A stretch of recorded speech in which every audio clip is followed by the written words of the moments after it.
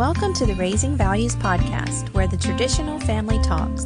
You can find us on iTunes, Stitcher, and Spotify, and be sure to follow us on Facebook and Instagram. You can support the Raising Values podcast through Patreon. Phil and Gillian are behind the mic, and we hope you enjoy the show.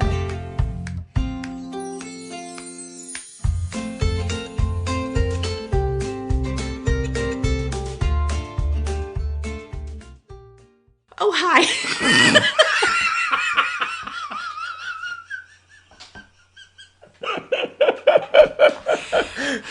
That scared me. I wasn't ready. I thought the countdown was going a little bit longer. I thought we still had 30 seconds of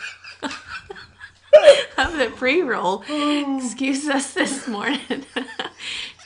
I didn't know that you were going to be there that quick. I really thought I had 30 more seconds to talk to Phil about something. And then you appeared, and hello and good morning and welcome to Raising Values and the nuttiness that is obviously at the Rabalais house this morning. Oh, Jesus Christ, I can't. I saw you hit the go live button, but I really did thought, so we have two pre-rolls if you've been watching the show. We have two pre-rolls. One is a countdown to the pre-roll where you hear my voice talking about the podcast. And I really thought that I had one more 30-second pre-roll to go. Oh, and look there's a person in the comments that says, Raggle Fraggle says, "This is my first time tuning in live. Don't let me down." He usually tunes in for matter of facts. I think this is his first time catching. Well, Raggle Fraggle, welcome to Raising Values. This is me. This is Gillian. This is how this usually goes. The look on your face is going to be permanently burned into my brain for the rest of my life. That was you went from irritated wife because I was needling you to shit. He was. I can't tell if you're being serious or joking this morning. You're just poking. You're poking the right spots today that are just pokeable, grinding my gears a little bit, and I wasn't ready for the world to see that. Anyway, good morning and welcome to Raising Values. Jesus Christ. We are raising something, and it is my blood pressure. That's what's been... Okay, anyway. So... 3 minutes in, I'm going to get myself together. I put Cypress Survivalist LLC in the title, and Gillian pointed out correctly, we are not setting up an LLC. It's a nonprofit. I goofed. That's what happens when I try to do these late in the evening, and I'm drained and zonked. What's funny is, though, he set this podcast up, I'm imagining, after our very first board meeting. Yes, of a nonprofit. By the way. So first off, before we get into the whole show and what's going on, we do have... Administrative work. Which do you want first? It doesn't matter. We can do merch first. We always need to talk about the merch and that it's there, and that if you want to purchase it and support Tiffany and Chris in their small business, they are in control of our merch shop, and there's all sorts of fun things that you can purchase there for Raising Value and Matter of Facts. And the information and link to the store is in the show notes, and you can click there. Go purchase your stuff and support the show and support Chris and Tiffany. And then, of course, we always want to talk about the Raising Values Signal Chat for patrons. So if you are a patron, and we've been getting new patrons at, I would say, maybe one a week. No? One every 2 weeks, 3. We've been getting some new patrons lately, this month and last month, and that's really cool. There is a Matter of Facts Signal Chat for patrons, which is I always like to say that, enter at your own risk on that one. And then the Raising Values Signal Chat for patrons is a little more low key. We're talking about a lot of the discussions that we have on this podcast in that chat. And I would just like to say to our patrons that are in those chats, I absolutely love your feedback. Please do not ever feel like you have to apologize to me for opinions that you've expressed or things that you've messaged or whatever. I love hearing your feedback. I understand that we're not always going to agree with the things that Phil and I put out on this podcast, and that your life is totally different from ours. The way you raise your kids could be totally different from ours. Your marriage, your relationships are different. And so on this podcast, we talk about what works for us and what we go through on a daily, and you can take from it what you will, but I really do appreciate our listeners that are here all the time. And then we've grown and had such great friendships come out of both of the podcasts. And I love your honesty and your truth when you get on those signal chats and start talking to us about different things. And a lot of times I'm going to take some of the things that we talk about and we're going to talk about them on the show. So please don't ever apologize for expressing your opinions or asking more questions. I'm speaking to one in particular. Don't feel bad about that. Now, what I will say is, if you do listen to the show and you have opinions, how am I going to put this? I don't know. Please just remember that Phil and I are both human. We are not perfect. Our marriage is not perfect. My husband is not perfect, and I am not perfect. And before name calling happens. Has there ever been name calling, though? What have I been calling you all week in jokes? An evil narcissist. Oh. Before that happens, please just remember we're human, and things which you see for an hour on this podcast or you hear for an hour on this podcast are small glimpses of our life, and maybe give some grace. That's all I'm going to say. All right, so let's get into this. I was excited. Phil was like, what do you want to talk about? I was like, the obvious. Let's talk about the obvious. The elephant in the room? The elephant in the room. We're not quite sure how it's going to be taken for a lot of people. But anyway, it doesn't matter because this is what we're doing. So the last few episodes, I have been really hard on Phil about things. And it is all centered around not an LLC, but a nonprofit that Phil and I both started with help from our other founding members, his sister and brother-in-law, or her husband, our brother-in-law, whatever. You get it. It's family dynamics. Anyway, we've started a nonprofit called Cypress Survivalist, and a lot of you have heard about it, especially our patrons, because we've put this all throughout our signal chats, and we've talked about this, getting feedback from you guys, and we appreciate that, on how we should do this. So let's kind of roll it back just a little bit. Phil started Matter of Fact's podcast, 8 years ago? 8 years ago, this past August. Or August, June, somewhere in there, middle of the year. And like I have said on the previous episodes where we started kind of talking about this with you guys, the podcasts that Phil and Andrew and now Nick have built it's wonderful. I think it's gotten a lot of information out there. Obviously, it's touched a lot of people. It's gotten a lot of people thinking. It's really done a great job on meeting the mission that Phil originally intended. Which just to kind of like loop that in, like my original vision for Matter of Fact's podcast really was coming at the preparedness community from this perspective of like a portion of the preparedness community was preaching things that I had grown up doing or grown up aware of, and it was never preparedness. It was, you live on the Gulf Coast, you're supposed to do these things. And so I started circling around this idea that like there's so much of maybe not the things done in the preparedness community, but the principles involved, that it was never like a community or a mission or something that had to be pushed. It was just adulthood. It was things you're supposed to do to take care of your family. And I formed the podcast originally by myself with the idea that we have to like reclaim some of this knowledge that's being lost and these mindsets that are being lost, and we have to get people to understand that these are like everyday normal things. You know, this is having money in a savings account is a prep. Right. And I always like to use that example with people.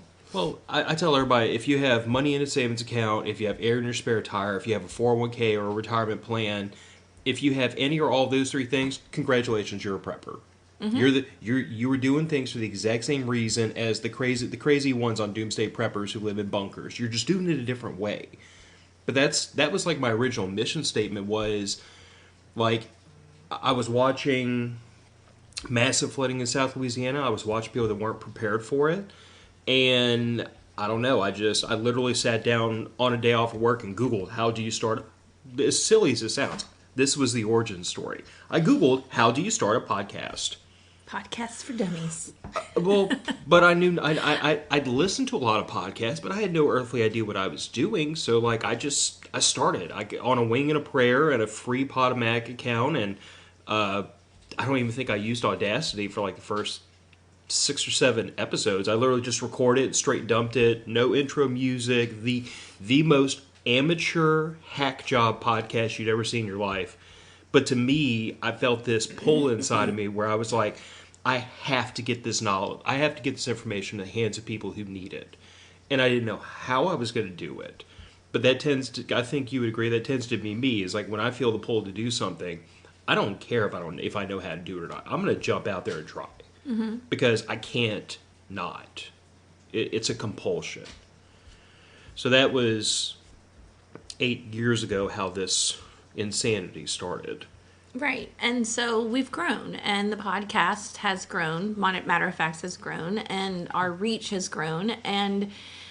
But I think what happened was Ida hit, and that really set us back to, you okay? Yeah, I had something that was stuck in my eyebrow. Why are you crying No, already? something in my eyebrow was like drifting back and forth. It was probably a cat hair. Anyway.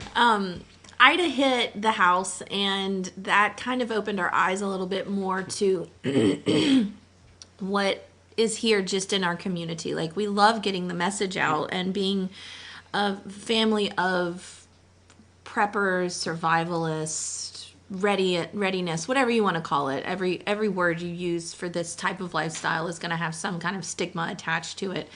And so what we realized is that Phil and Andrew and now Nick are, on every week talking about this lifestyle. But what we realized is we didn't have a MAG, which means Mutual Assistance Group, in our area.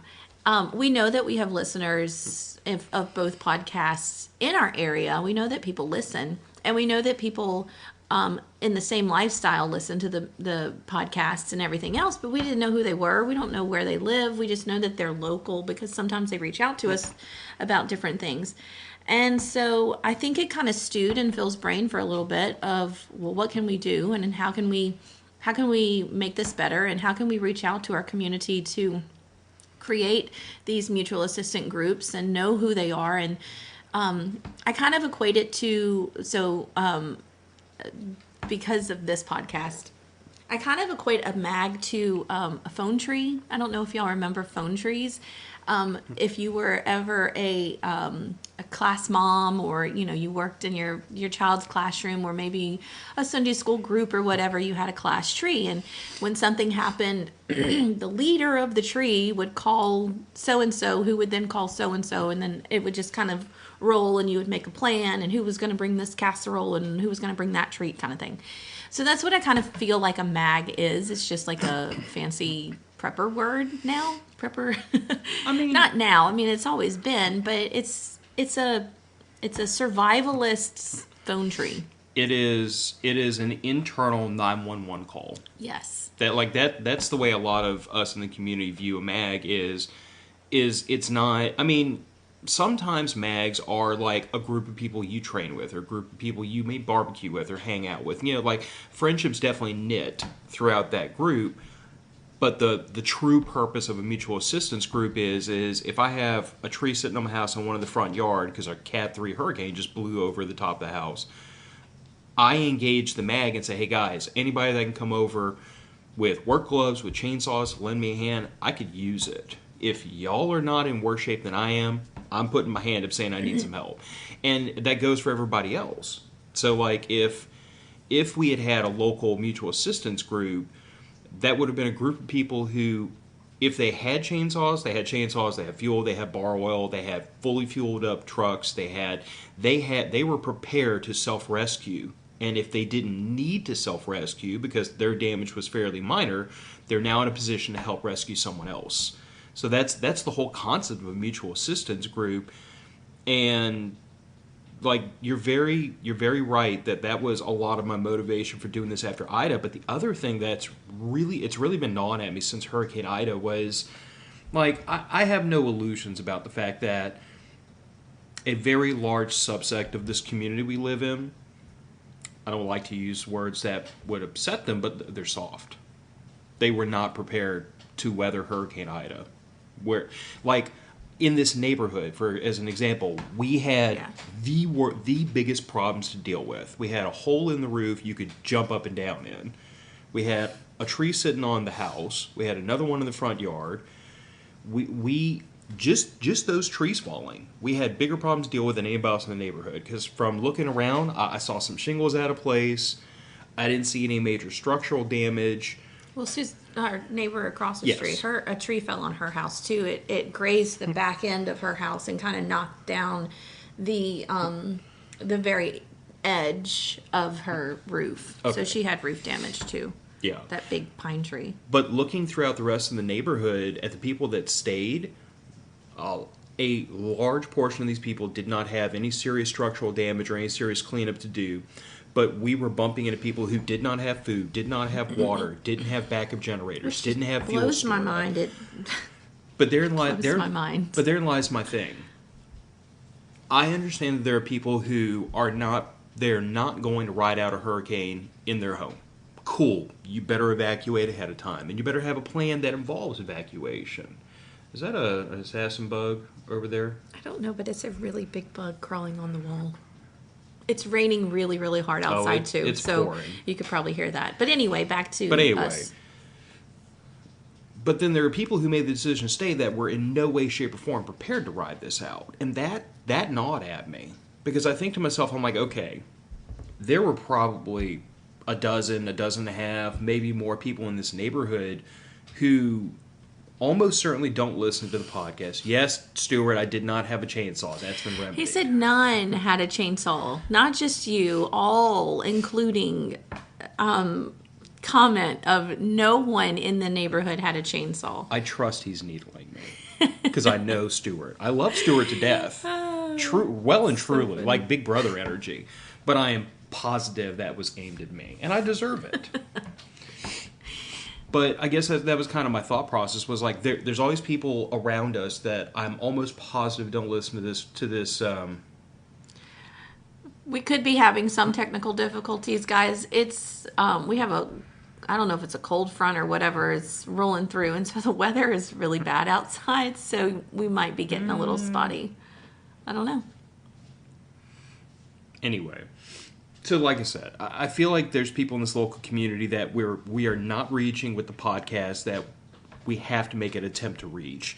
And also for the purely selfish reason of wanting to put together something like a mutual assistance group in this area, like we have to figure out where the other preparedness-minded people are and knit them together into a group because, you know, Stuart and several other people said it very poignantly, which was, the day after Hurricane Ida, I didn't need a whole bunch of friends 600-700 miles away. That's not what I needed. What I needed was 4 guys within 15 minutes drive of me who could come over and help us unwind this mess. And the nature of the podcast is that because it's nationwide, because it's so diversified, I don't have that. And the problem is most of us who listen to this podcast don't have that.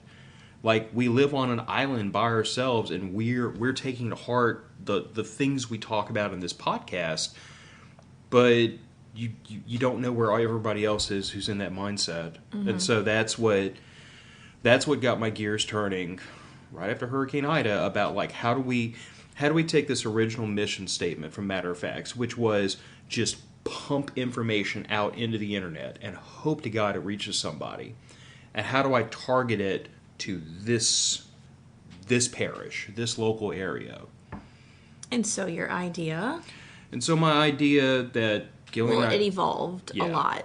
It went from something small, and then he involved his wife, who said, we're going to make this big. We can do this. And then I needled him on a couple of episodes, and I've already apologized, and I'm not apologizing again. Yeah. So joking. My idea was to try to host local educational events here in this area where we try to teach people. I really want to steep this in the language of like practical preparedness or practical readiness. Like, you know, like you and I, like I think at this point we have most of a class schedule nailed down, which I have sitting on my phone so we can talk about it. But before you get to a class schedule, we have to explain what this is. So we've started this nonprofit, and the reason we started the nonprofit. What? I wasn't going to talk about the class schedule yet. Oh, you looked down and started scrolling. I'm sorry, go for it. Finish I whatever was your trying to thought make sure was. my phone didn't go to sleep because it does that. Okay. No, I lost my train of thought. Okay, so we started the nonprofit.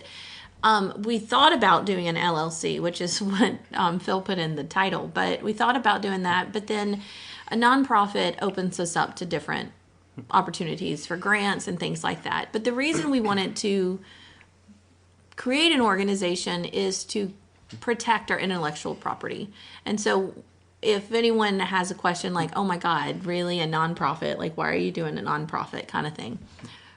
Well, we're putting together classes and events. And so the whole point of this organization is to host right now free classes, 1-day events. Right now it's going to be held at our local state park that has a beautiful pavilion that can fit 100 some odd people in there, and have experts in whatever field or whatever lesson or class that they're going to teach come in and teach those classes. 30 minutes, 45 minutes, depends on what it is. And have a day where people can come who maybe are interested in beginning this lifestyle, interested to see what it's all about, or come in and see if there's anything new that they can learn, or go back and refresh some skills and things like that. And so that's our idea behind all of this. And the nonprofit gives us the chance to reach out for funding through grants. It's a little bit more acceptable for people, especially when you're working with city and state governments. And as far as donations go, people can use donations to a nonprofit as a write-off for themselves. It's just a little bit easier to navigate. Plus, I've worked in nonprofits most of my entire career. So I kind of know a little bit of the back and forth between nonprofits. So, and I feel like a nonprofit really appeals to me personally because, like, when I don't know if it was before or after I'd kind of like started voicing to you, but like in my head I'd been rolling around like, what do I want this event to be like? What do I want it to feel like? And I'm very laser focused, and I've been very argumentative towards you and the rest of the board about like being very insistent on like this event have a certain look and feel to it. I don't want this event to be impersonal. I don't want it to be convention centers. I don't want it to be corporate. I don't want it to be a big, huge... I think that's a cricket. No, babe, that's a cockroach, I believe. Is it? Yes. I love bugs. I have worked as an entomologist, and I have done a lot of things with bugs. You talk. I'm going to go get something to murder that. I do not like cockroaches. There was an exhibit that I had to work at when I was at the Insectarium in New Orleans, and we had to service this exhibit on the daily, and it was the cockroach exhibit because cockroaches are everywhere, and especially in New Orleans. It's dead. You're good. And I physically can't. I hate cockroaches. I hate cockroaches. Ugh. Anyway, Okay, I've saved my wife. I've been watching that thing crawl on the wall over there. So where was I?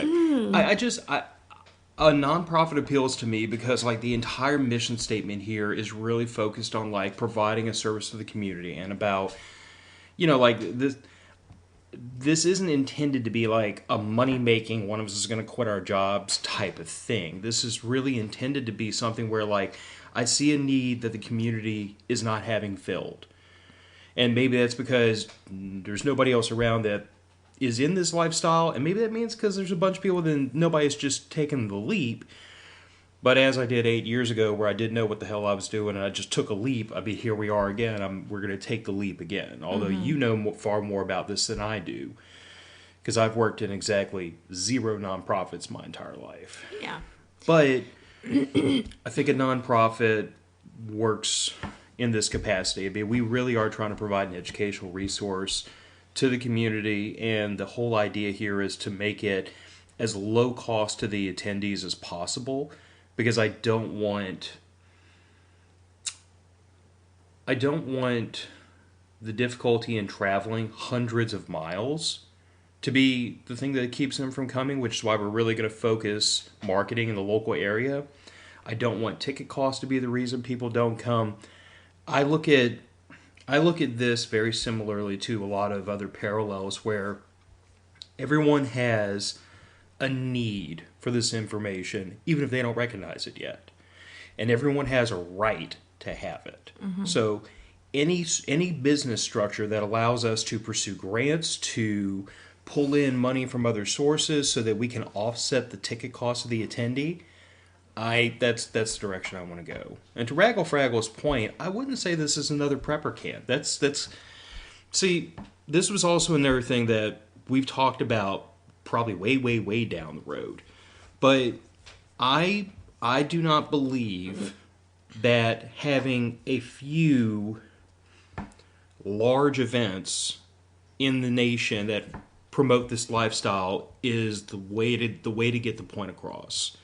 I think you run into problems if you have an event on the East Coast or the West Coast or way up north or way down south where a lot of people can't attend because it's too far of a drive. Like for us, it was a 10 to 12 hour drive. It was 3 days off of work commitment for us to go up there and back. It's a commitment. Yeah. And now I think it's worth it, but it's a hard sell for persons just getting into this lifestyle to make that commitment. So what I think we can do here, our cat is trying to wake up our daughter. But anyway, I think what we can do here is we can do a smaller scale event in the local area where we can reach people, and then we can try to provide some kind of a blueprint so that we can take this event and we can do another one elsewhere in Louisiana and do another small scale event for that local community and bring those people in. What I see here is basically it's the idea of like diversification. We're taking a very large, very well-run event and we're breaking it up and we're going to put a little bitty one in all these different places so that we can reach more people. No, let's correct that statement. We're not taking anything prepper camp. No, I guess I'm saying is I'm taking the concept and which there are others around the country that do that. There's quite a few actually, and the thought process, which Phil hasn't said yet, is start small first. We're going to start small in our community and kind of work the kinks out and figure out what needs to happen, and then what we would like is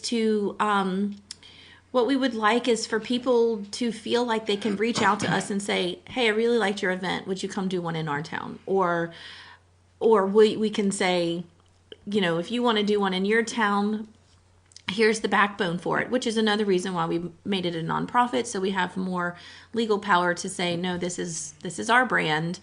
Yes, you can use it or whatever. We can set something up in your town, but it's ours. And we run it, and we get to call the shots about that kind of stuff. So small enough and compact enough that it can go from place to place and become a traveling way down the road, a traveling sort of educational day, or maybe 1 or 2 days, depending on the location. But just something where you can get a small amount of groups together and talk about different subjects in this lifestyle. And I think it's important because, just like you said, I was already having trouble with taking 3 days off. I get 8 days off a year. I know I get holidays and summers and all that stuff, but between sick kids and me getting sick and whatever needs to happen, if I want to go on a field trip, that eats into my 8 days for the year. And so I was already starting my year off with 5 days because I was taking 3 days off to go to another event. So anyway, I think it's important to stay small as long as we can. And then if we do grow, we just make it smaller pods. We just keep the smallness of it. And there was something, yes, Garden Girl said small scale can also be a lot less intimidating for newbies because we're very much aware. And Nina, I know you're aware of this too. And I said this the last time on the podcast, and I will say this every single time. And if you ever attend an event, you will hear me say this. This lifestyle is overwhelming, and there's a lot. There's a lot to it. And how do you eat an elephant? One bite at a time. And I think these little bitty events that we want to create and host are the small bites. They are just 5 to 6 hours of a class with little things mixed in, kind of thing.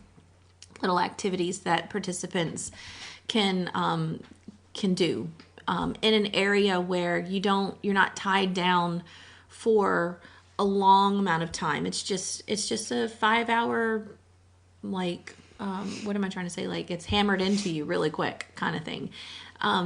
Anyway, I think it's going to work. I think we are just in the beginning stages. And just like some of our friends have said, we are not going to look at the first event and say, oh, only 5 people came, so we have to stop doing this, because we're not going. The next event will be bigger and bigger and bigger.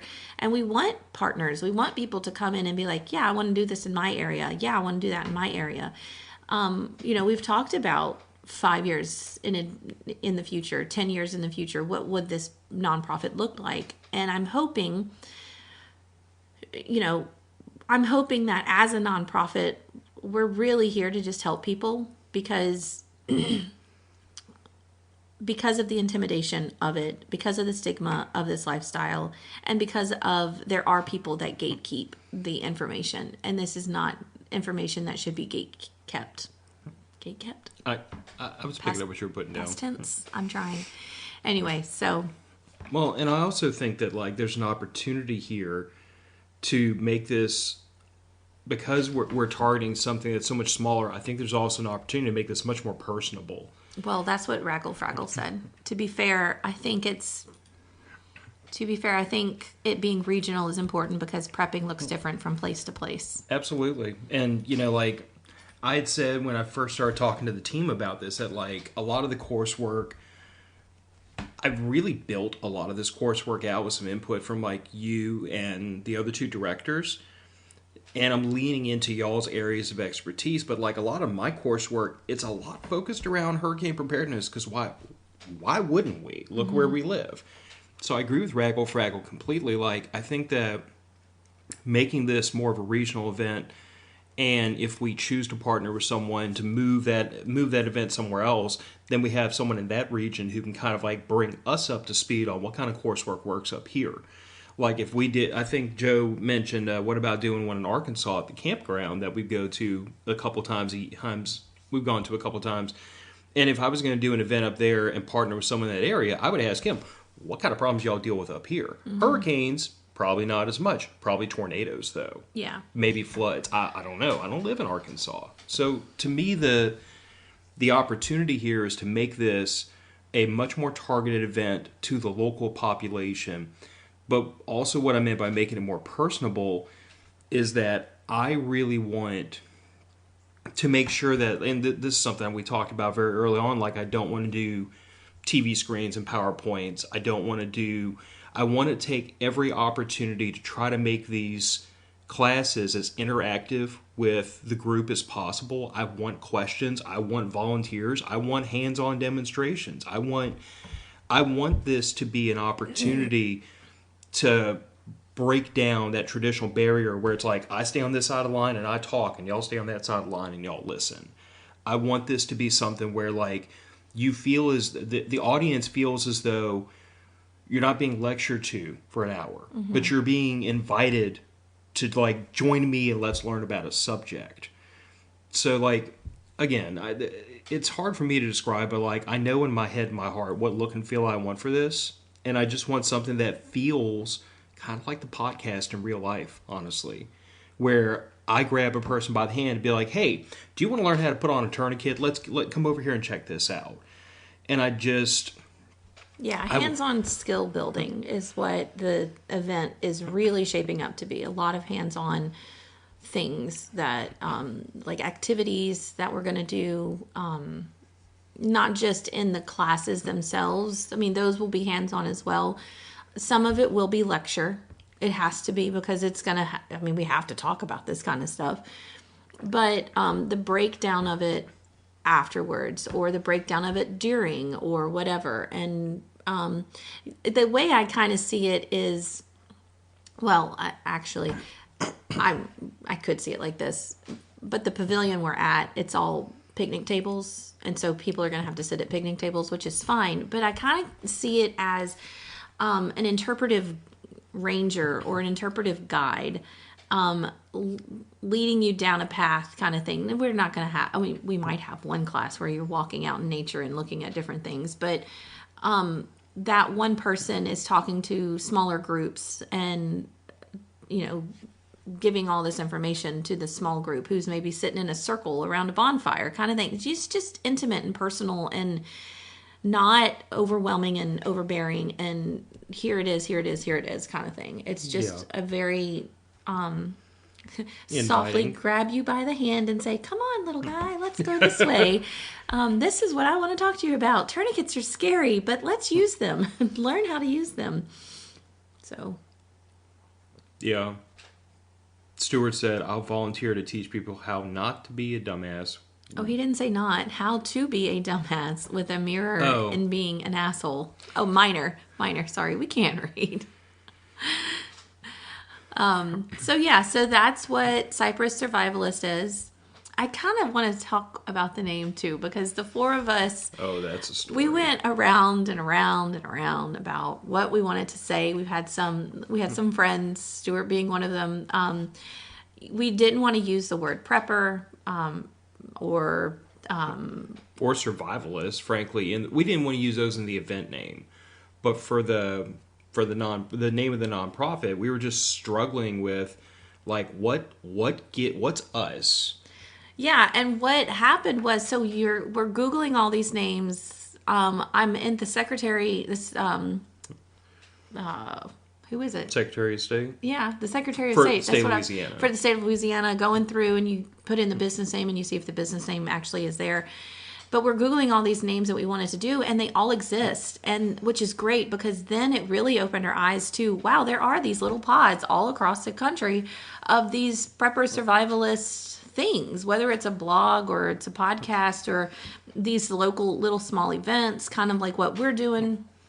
Anyway, so Phil was like, what if we were just done with trying to name this organization? And he's like, what if we're like Pine Tree Survivalists? So the reason I just threw that out there is because I got frustrated. I leaned my head back in my chair and I was looking out into the woods behind the house we were hanging out at, and there's just pine trees. And I was like, a Pine Tree Survivalist. And everybody's head kind of craned around and looked at me, and I was like, oh God, did that just stick? No, well, it kind of did. Pine Tree didn't, but it took us down the road of Cypress Survivalist. Yeah. And mainly, one of the stories that we kind of attribute it to is we went on this family camping trip, and sight unseen, we booked a large enough campsite for the two families. So it was Ross and Becca, who are now directors on the board for this nonprofit, and then us and Piper. And we get there, and not only are we literally in a water swamp, but there's cypress knees everywhere. And so we had to set up our tents. There was a camp pad, but the camp pad had cypress knees in it. Like obviously this site had not been maintained for quite some time because the cypress knees were coming up through the tent pad. And then we had to camp up on the road because there was nowhere else to go. We were in the water. Yeah, there was kind of a wooden boardwalk on the side of the road, and like that's what we set the tent up there, and then we had to like tie it down. Like I think if I remember right, I tied ropes around the tent stakes and then dropped them down between the gaps in the boards, and then yanked them to pop them like that. It was an operation to get that tent set up on a wooden boardwalk, but we got it done. So anyway, that's a funny story that we always share about camping with it being sight unseen before we put our tents down and all that stuff. And so cypress is also obviously a plant that grows or a tree that grows naturally all around here. Yeah. So that's it. That is Cypress Survivalist, 501c3 educational nonprofit. Not an LLC. Not an LLC, like in the name. I'll take my beatings later. I was trying to do that, and then the pre-roll ended. Still, and everybody got to see me all upset with you. No. I might clip that out and make that an Instagram reel because that was peak hilarity. That was funny. We hope that you are all excited with us. Maybe you won't be. I don't know. I don't know why you would be watching this podcast if you're not. And we do need to talk about the class schedule. Oh, okay. Let's do that really quick. I was just going to say, join us in this excitement kind of thing. Yeah. So, this is, I wouldn't say this is like set in stone for the first event, but it's getting pretty firm at this point. So, we're talking about doing just like a real base layer. I call it a preparedness 101, but that's probably not going to stick. But Practical prepping. That probably is what I should change it to. But I'm really just thinking about talk about the mindset, situational awareness, assessing threats, and then your actual base layer preps, like your food, your water, your self-protection, your shelter, and so on and so forth. And what I'm really trying to do is take a 50-minute block of instruction to take a person who is brand new and tell them, look, these are all the areas you need to cover. To what degree is up to you, but you need something in every one of these buckets. And also take the opportunity that if there's a person who's in this mindset, but they missed one of those buckets, to point out, hey, you really need to put something in that bucket for later. Because, that's something that we on the podcast, on Matter of Fact, have been very open about, is we look back on where we first started preparedness and realize, oh my God, I had all these gaps I didn't even know existed until I went a little further down the road and realized it. But anyway, so following that, I think we're looking at a medical 101 class from my sister Becca, who is a freaking brilliant paramedic and has been for years. And she's going to...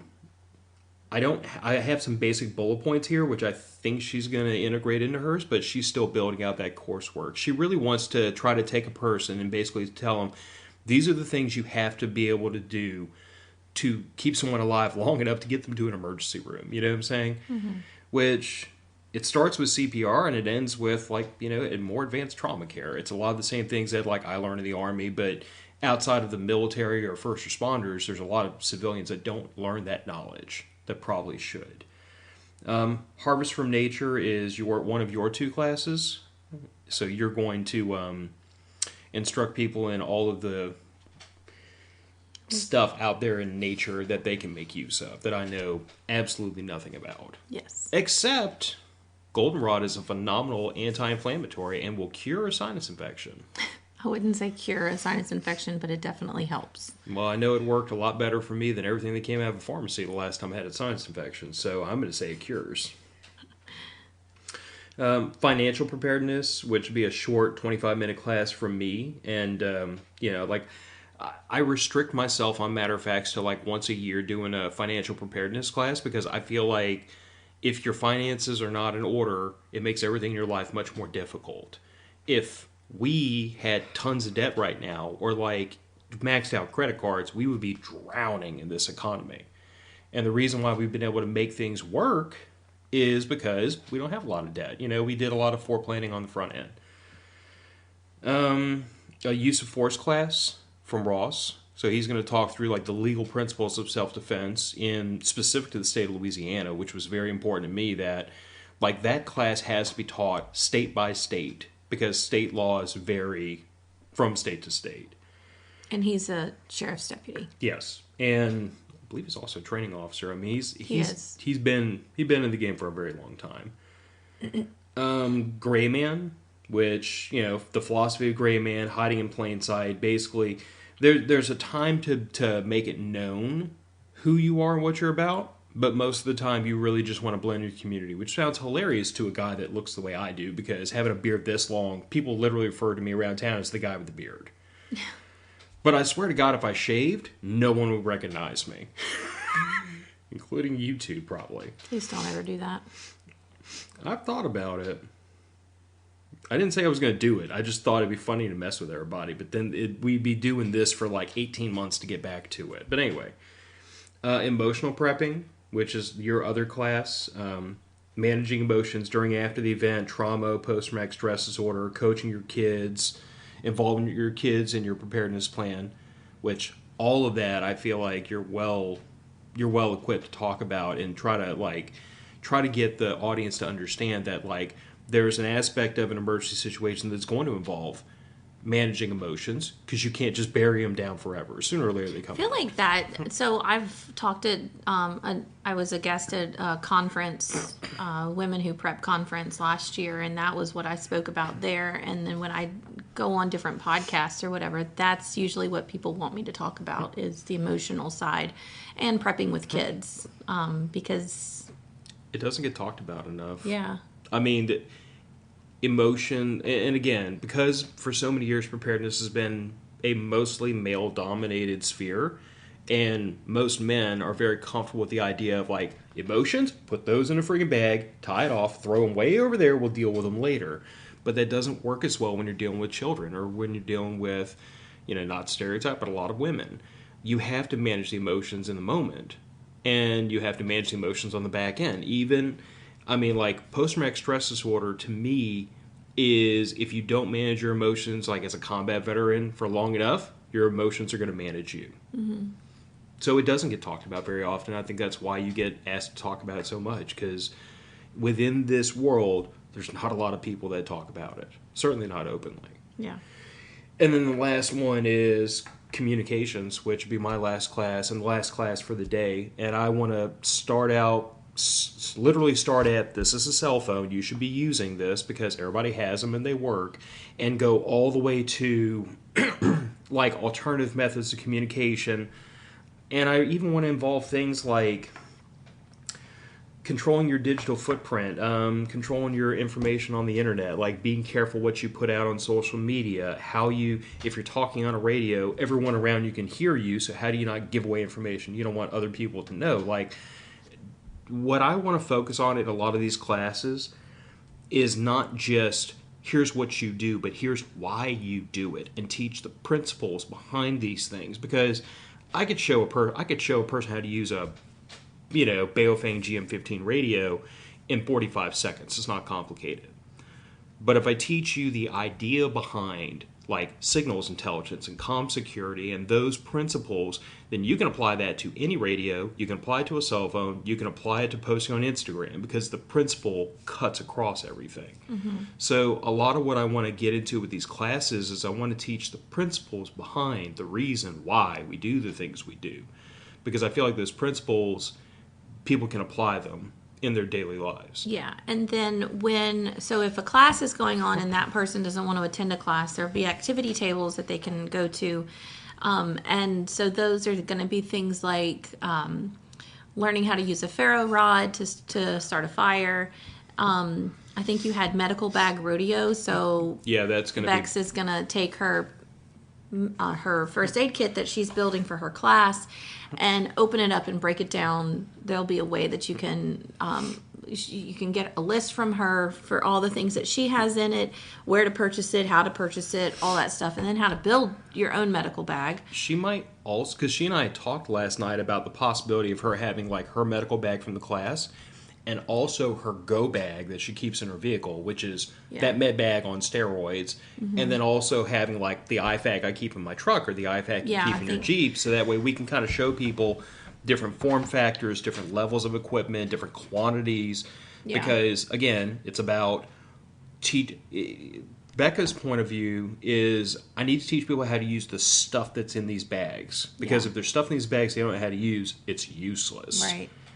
But yeah, she talked about putting together like an Amazon list, and we can put that into a QR code so that if a person says, "Oh yeah, I need that stuff," here, and order everything on the list, and you're done. Yeah, and then we thought we'd have fun with tourniquets and have a tourniquet tournament where we're teaching you how to apply a tourniquet, and then who can do it fastest and who can do it correctly and who can do it whatever. I'm going to tell at least one person to apply a tourniquet to their dominant leg with their non-dominant hand, one-handed. That will be entertaining to watch. So those are just some of the activities that we're looking at doing while the classes are going on.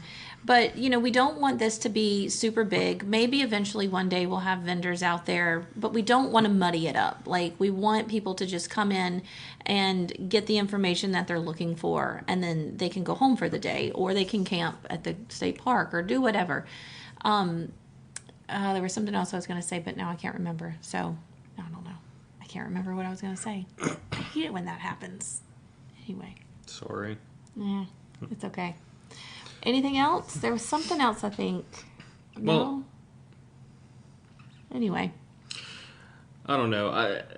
I appreciate everybody taking a minute to listen to us decompress all this, because this has been 2 weeks of absolute Oh, I know what it was. Go ahead. Nope.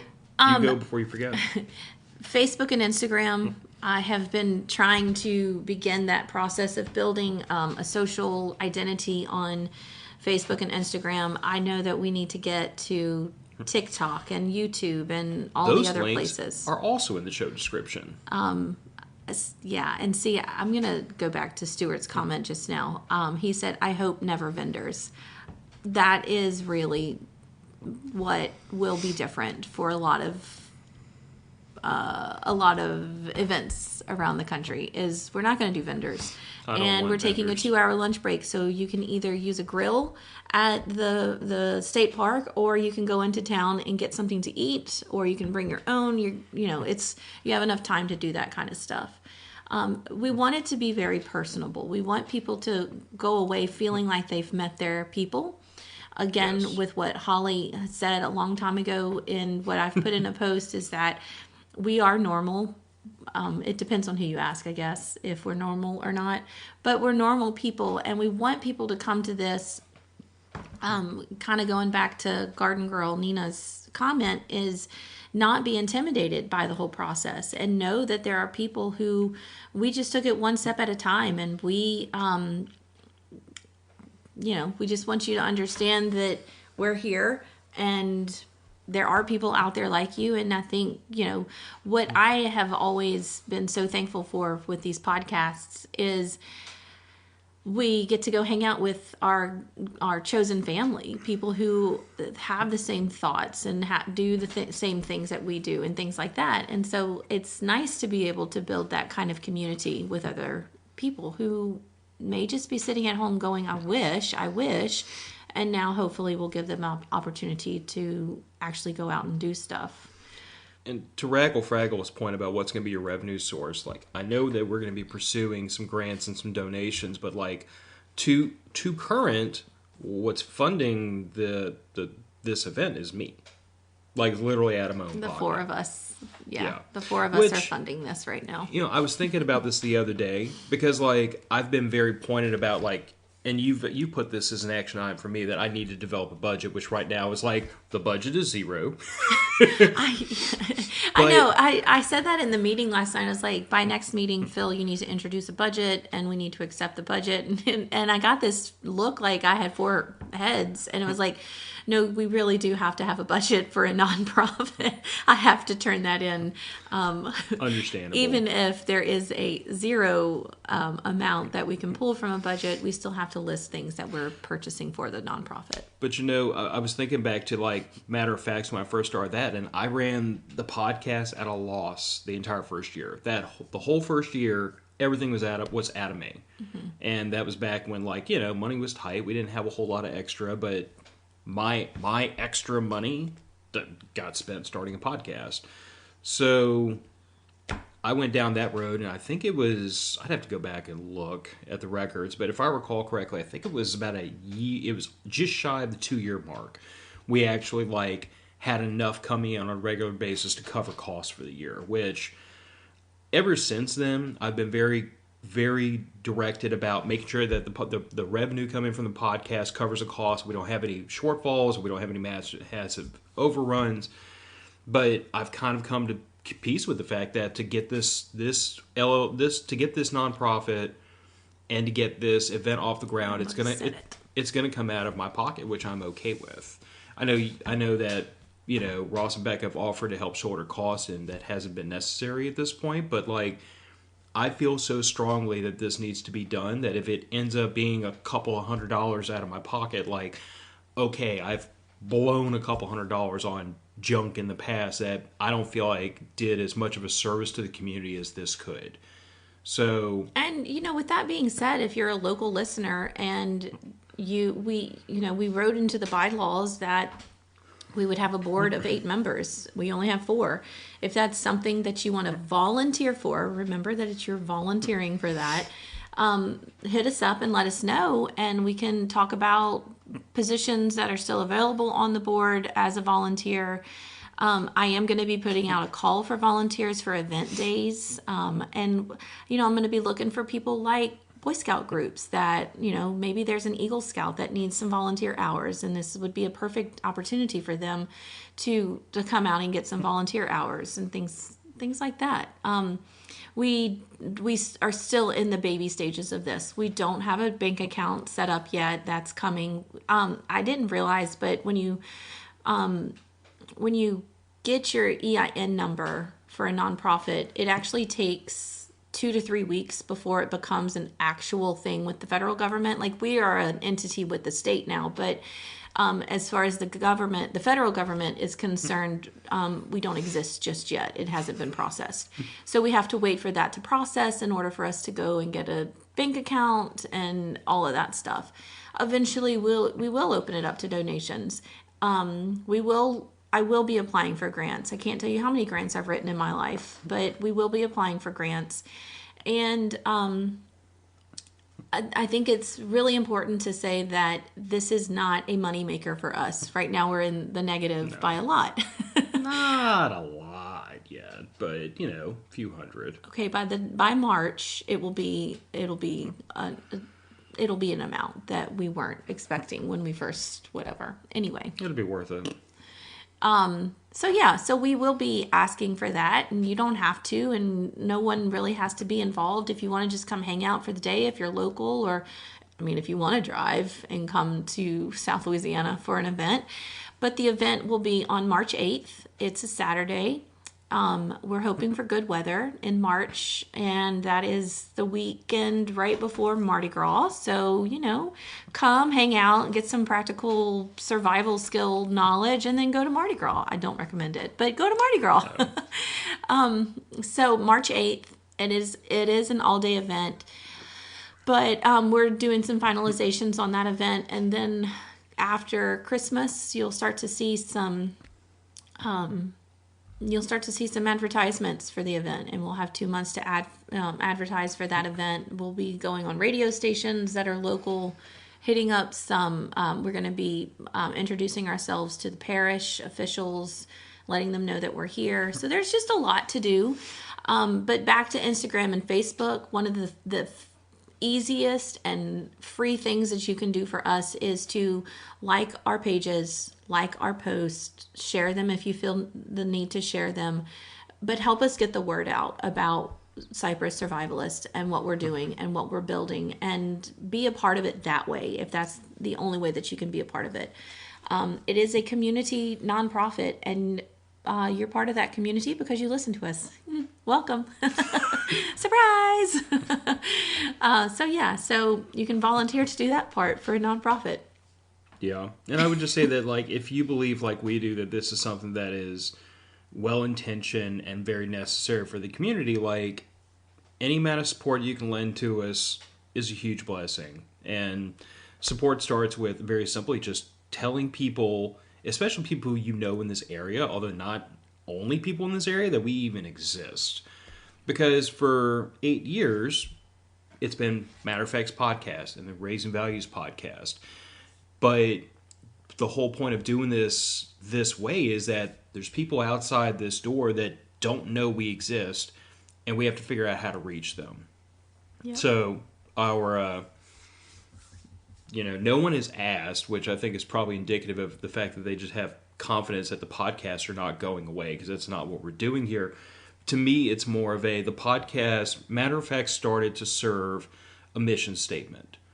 Oh, I was going to read our mission statement. Every time you say mission statement, I keep pulling it up. Matter of Fact was created to fulfill a mission statement. I feel like Raising Values also fulfills that mission statement in a slightly different manner. This is another avenue to fulfill that mission statement. Like, as corny as it might sound to people, like, I truly believe that, like, there are people who are called to do something, and they cannot ignore that calling. And I feel called to try to spread information and knowledge that I feel like people can benefit from. And I couldn't tell you why I got the calling. Just something knocked on my door, and I was like, okay, fine, I'll go do it. I love that. And we'll leave you with this because we know that we're past an hour now. But this is the mission statement, just so you can kind of take this home with you. At Cypress Survivalist, our mission is to empower individuals and communities through accessible survival knowledge and skills. We are dedicated to disseminating critical information that fosters resilience, self-sufficiency, and preparedness. By providing expert resources, hands-on training, and a supportive community, we aim to equip everyone with the tools needed to thrive in uncertain times. Together, we build a safer, more prepared world. Yay! All right, guys. With that, we're going to head out. We've got some things to do today, as I'm sure you do too. Thanks for listening. As always, again, thanks for always commenting or carrying on the conversation, whether that's in instant messages or in the Signal chats for the patrons. We really do appreciate that. And I was kind of joking a little bit when I commented about the message that I got this week. So yeah, go do you, and we'll do us, and have a great weekend, and have a great week, and we'll see you we won't see you next week. My sister's getting married, so we will not be here. So we'll see you in 2 weeks. All right? Bye, everybody. Bye, everybody.